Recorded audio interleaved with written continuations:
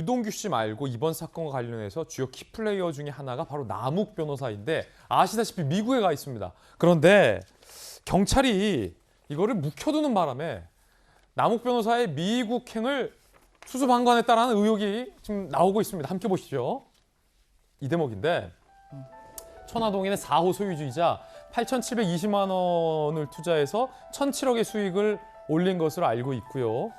대장동 관련 수익 분배 방안 등 프로젝트 마무리 작업 중에 논란이 터지자 돌연 미국행. 그런데 서초구의 반포 50평형 유명 아파트와 2억 4천만 원의 유명 외제차를 급히 처분하고 미국으로 떠났다고 합니다.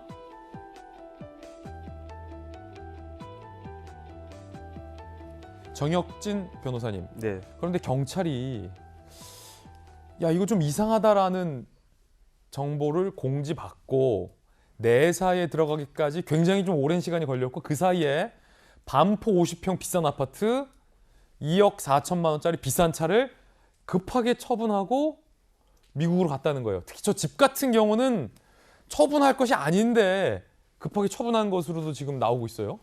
근데 제가 보니까 그 아파트가 월세였던 것 같아요. 근데 그 재계약을 하겠다라고 했는데 안 한 것 같고 뭐 1,000억 벌었는데 8,721만 원 투자해서 1,007억 벌었는데 뭐 2억짜리 외제차가 뭐 이렇게 뭐 비싸 보이겠습니까? 그 부인 명퇴금 3억 받을 수 있는 것도 포기했다라고 하니까 중요한 건 뭐냐면 저는 이제 남 변호사가 가족들과 같이 계속 샌디에이고에 있었던 건 줄 알았는데 한국에 들어와 있었대요. 8월 달에. 예. 그랬는데 이제 대장동 이런 것들이 막 이야기가 되니까 추석 직전에 그냥 그야말로 런을 한 거죠. 런을 갖다가 했는데 이런 것들을 제대로 잡지 못한 것에 대해서 지금 김창룡 경찰청장도 실수를 인정했다라고 하니까 네. 그런데 이렇게 미국에 그 도망가 있으면요 잡기가 힘들어요. 대표적인 게 누구냐?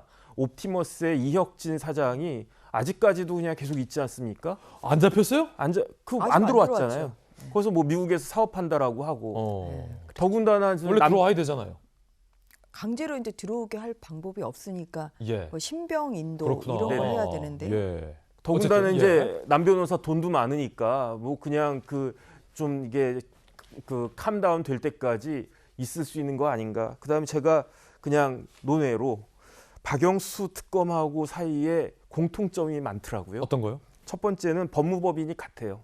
법무법인 강남에 같이 근무했고, 남욱 변호사와. 네, 두 번째는 화천대유 관련자이고, 그다음 세 번째는 차가 같아요. 포르쉐.